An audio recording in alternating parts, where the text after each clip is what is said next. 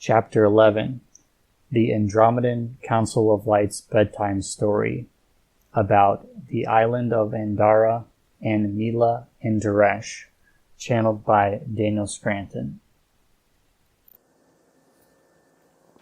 We are the Andromedan Council of Light, and we are here in service to you all. We are very happy to bring you our version of the time-honored tradition of the bedtime story. We begin our tale at the beginning of young adulthood for two individuals who lived on the same island. The name of the island was Andara. The name of the two young adults were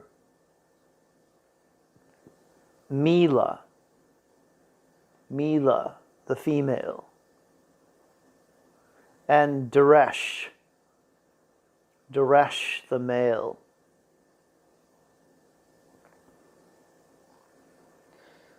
They did not know each other. They grew up in different parts of this island community. But at a young age, they both knew that they wanted to do something big. They knew that they wanted to help their fellow humanoids. And they chose professions that they thought would give them the opportunity to do so. Mila went into journalism. She wanted to tell stories of inspiration. She wanted to help uplift people with good news, and she wanted to expose what needed to be exposed so that it could be healed or changed.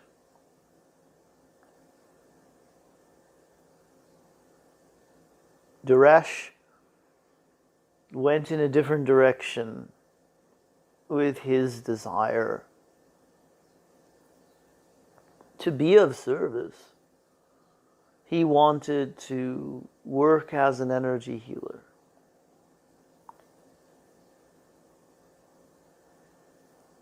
And so he got as many certifications and took as many courses and got as much training as he could. He could feel energy moving through him. He knew that he had the gift.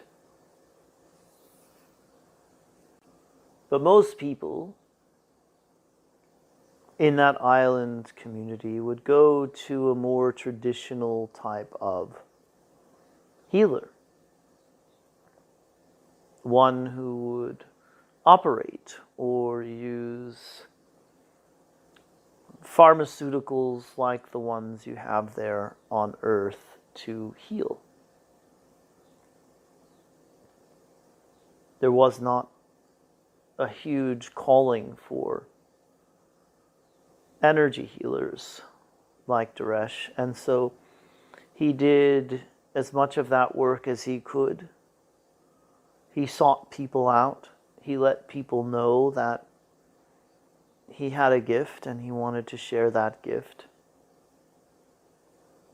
But he still had to derive most of his income from doing manual labor,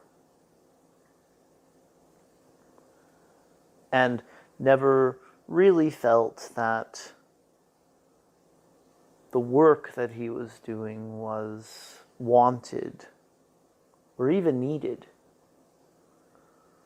So he began to focus on working with the ley lines that existed on this planet. That they both lived on in the Andromedan star system.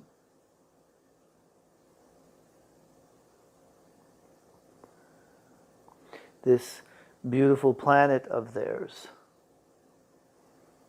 was filled with ley lines and grids, and Duresh enjoyed very much working with the energies, doing everything that he could to infuse those energy lines with healing, love, and light.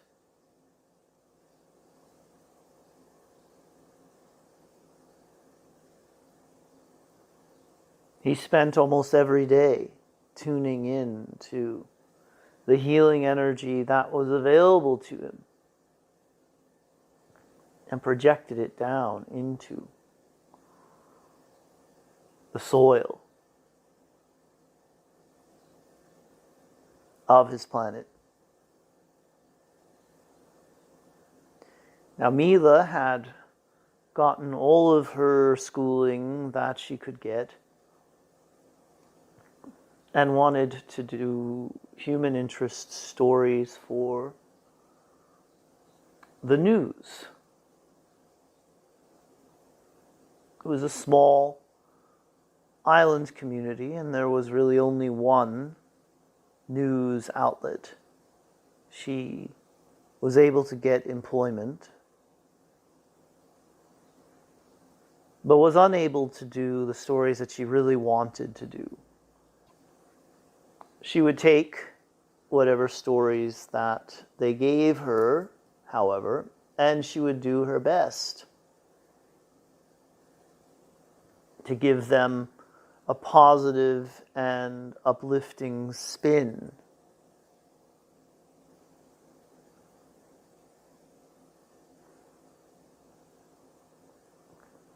She was not fulfilling her dream, however. She was not feeling as though she was living any sort of purpose or helping people in the way that she had always dreamed that she could. And so she found other ways to spread that positivity and hope. She would write about the people that inspired her, and she started her own journal about these people, hoping someday to interview them on air.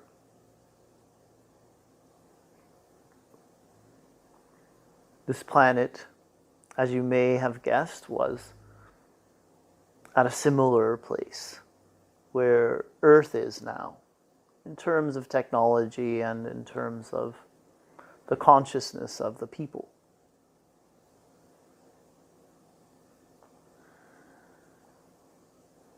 And so Mila and Duresh went through their lives, always looking for opportunities to help, always seeking the chance to make a difference wherever they could.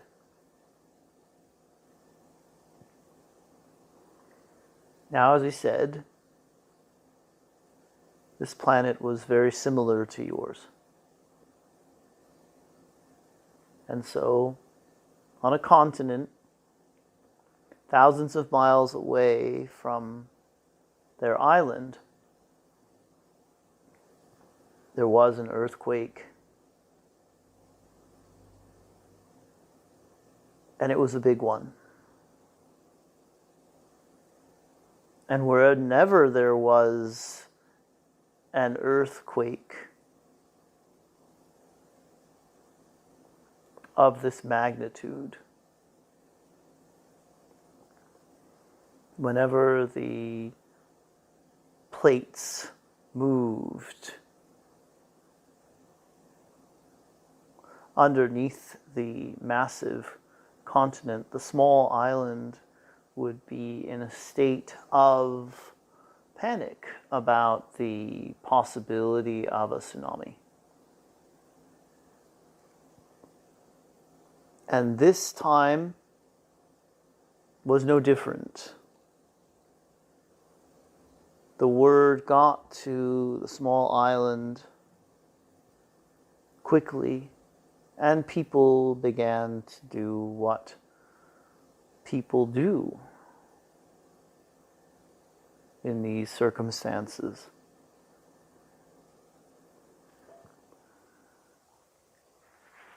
They began to panic. Some people were able to get on flights, but there are only so many planes, so many vessels that they could take by sea and by air to get off of the island.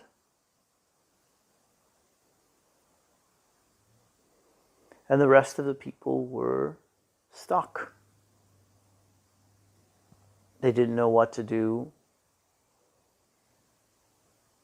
People tried to get as high up as they could. Other people had built shelters designed to enable them to live underground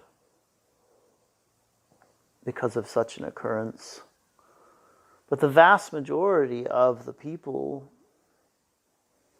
had no real relief from their feelings of impending doom. And there really was a tsunami coming in this case.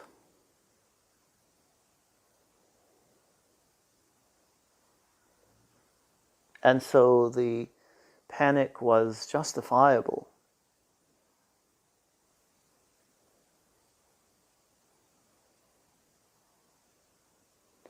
Now,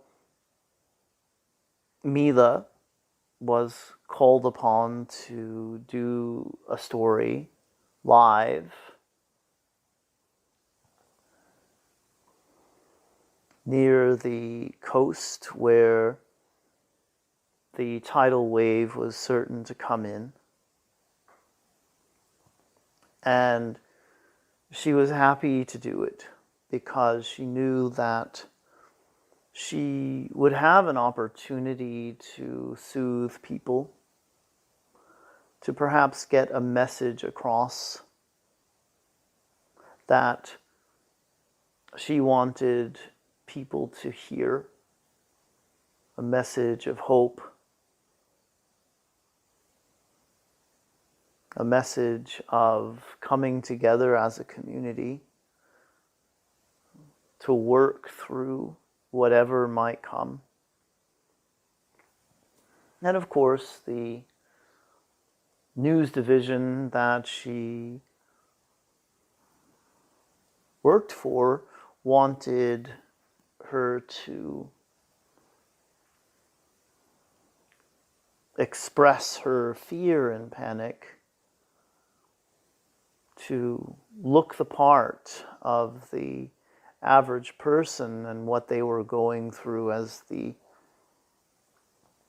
imminent tsunami was headed their way. But this was her opportunity. This was her chance to make a difference, and she did exactly what she wanted to do and said exactly what she wanted to say. Meanwhile, Duresh was thinking about what he could do to help, how he could perhaps energetically create something that would help people to get through this experience, to minimize the impact of the tidal wave.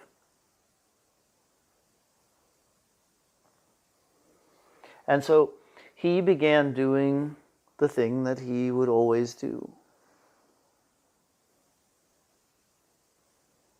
He placed his hands on the ground. He opened himself up to the energy that he routinely tapped into. And he sent that energy down into the grid system, down into the ley lines. He knew exactly where to go to do this because he could feel them. He could feel their power and their potential. Mila noticed in the footage that she saw of herself reporting on the tsunami that there was a man in the background, not trying to get anyone's attention, not trying to just get on camera, but doing something that looked like it was important. And so she went back to that spot after looking at the footage that her camera crew had gotten of her reporting. And she saw Duresh there, working with energy to try to help. She got her camera crew to get back to work, and she grabbed her microphone and she went over to Duresh and she asked him if she could interrupt what he was doing to get a story, to get the word out to people about what he was doing. And Duresh was more than happy to comply. He talked about the type of work that he did and how he was sending energy down into the ley lines to see if he could do anything to help, to minimize the impact of the tsunami.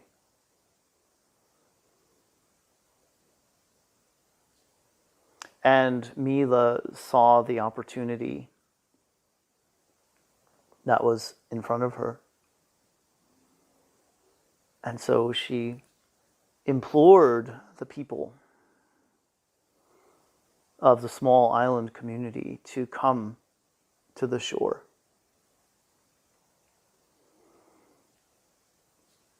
And to work with Duresh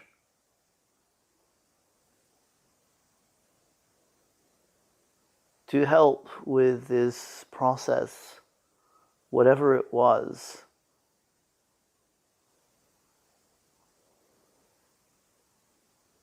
She appealed to the hearts of people. She asked people to go beyond their current beliefs about what was possible She noted that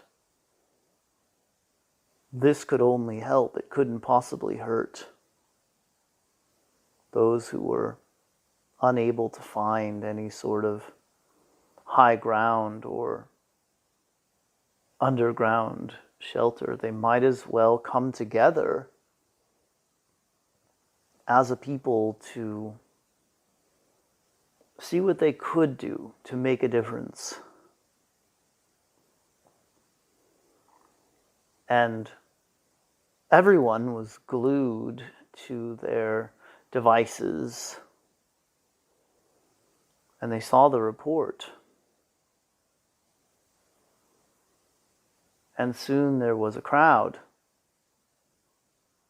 standing around Duresh, asking him to show them what to do, how to help.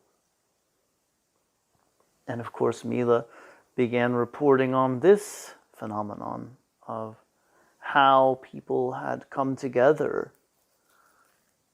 And she showed them smiling and looking hopeful. Duresh told people where to line up and what to do, how to put their hands on the ground and summon and access the energy that would hopefully do something to minimize the size of the tsunami, to perhaps divert it in some way. He wasn't sure exactly what they were doing or how it would work, but he knew that there was something that could be done. And soon, most of the people who were still on land at sea level were coming, gathering together, learning from the people who had come before them exactly what was needed and exactly how they could help.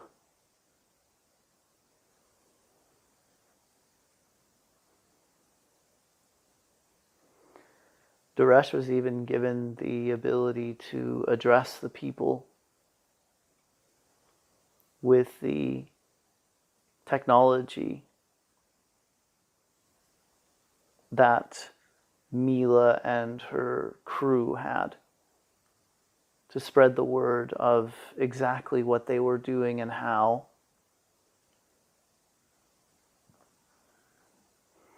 And that the goal was to divert or minimize their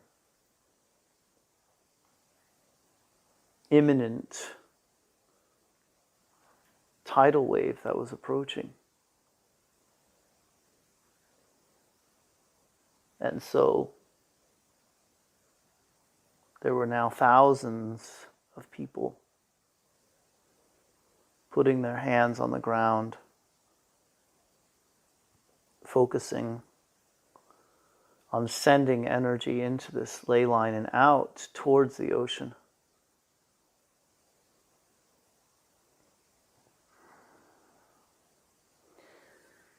And the next thing that happened could be described as a miracle. It could be described as a coincidence. It could be described in any number of ways in between. But suddenly, the people of Andara felt the ground shaking underneath them. They felt the tremors.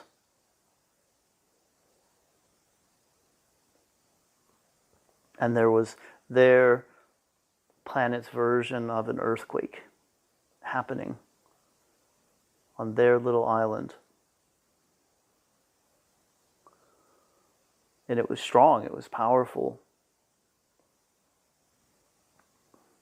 It shook a lot of homes into rubble. But the shock waves created by that quake were sent out into the ocean, creating a force, a wave that was now moving towards the original wave.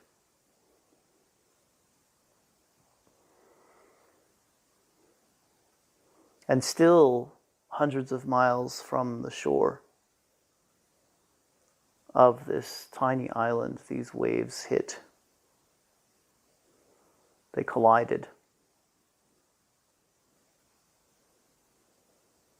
The destructive force that was headed towards Andara was gone.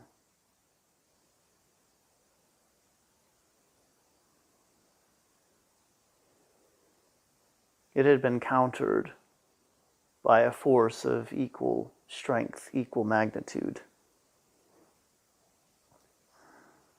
It had been taken down by hope. It had been taken down by community, by people coming together in huge numbers to work together, to believe in something that was unbelievable, something that they could not explain, and certainly would not want to replicate. And so there was a great deal of joy as the helicopters that were following the path of the tsunami came back to the island, landed on the soil, and told the people what had happened, what an absolutely unbelievable occurrence it was.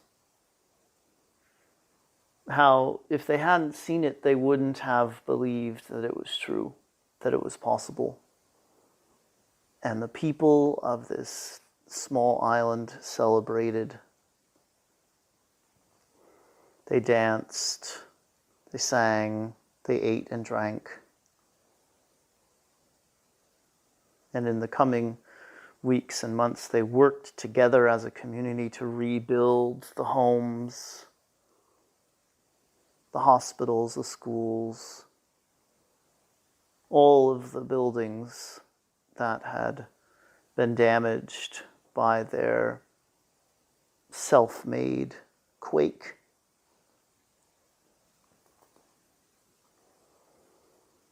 And there was so much love shared, so much compassion for those who had been injured.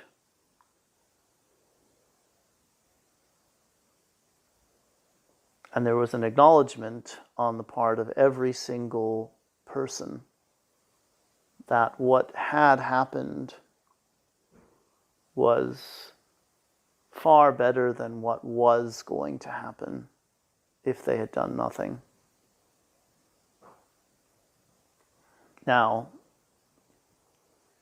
Mila became a hero and could pick and choose the stories she wanted to do and how she wanted to do them. The event changed her life for the better, forever. Duresh had an immensely successful healing practice from that day forward. the community even got together and built a healing center where he could teach classes, where they could gather and meditate, do circles of healing, and where people could just go when they needed a break from life, when they needed to chill out.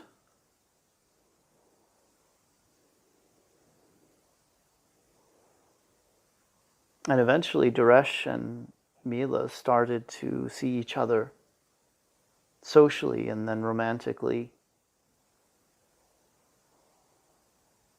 They got together, they created new life. They had children.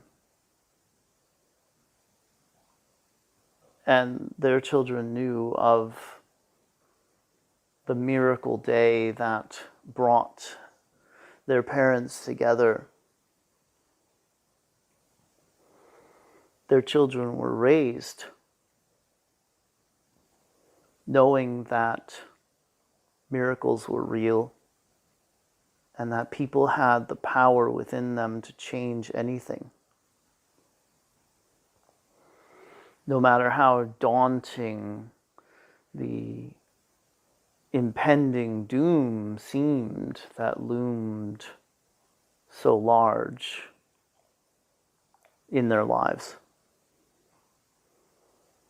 And that entire generation that grew up with Duresh and Mila's children felt the same way, knowing that their parents had contributed to creating this miracle, that they were blessed to be able to live on that island,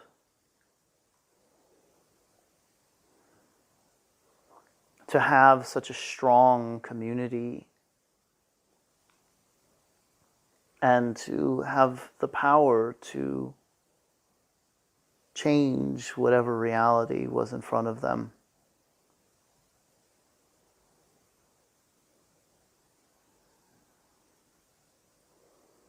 And so the people of that tiny island lived generation after generation in that same vibration of empowerment, community, and love.